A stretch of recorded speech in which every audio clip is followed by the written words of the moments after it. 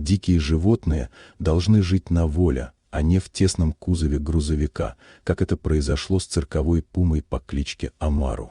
Почти 20 лет эта большая кошка провела, прикованная цепью к платформе старого фургона.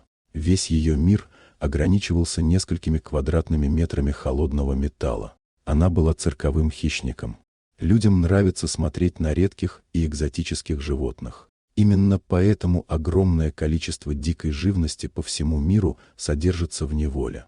Ради чужого развлечения животных вырывают из их естественной среды и заставляют жить не своей жизнью.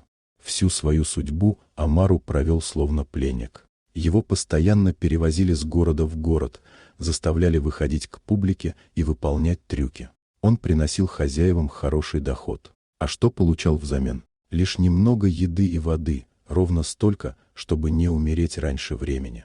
Удивительно, что при таких тяжелых условиях дикая кошка смогла прожить так долго. На протяжении многих лет зоозащитники пытались освободить пуму из неволи. И однажды им это удалось, животное было изъято у передвижного цирка.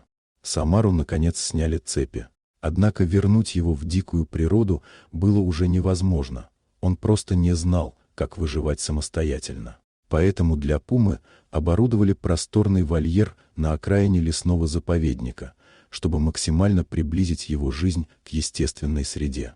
К сожалению, радость свободы оказалась недолгой. Амару был слишком стар, а годы, проведенные в кузове фургона, подорвали его здоровье. Многочисленные болезни стали причиной его смерти. На воле пума прожила всего несколько месяцев. Стоит ли мучить животных, лишать их родных мест и свободы ради минутного человеческого развлечения? Ответ очевиден – нет.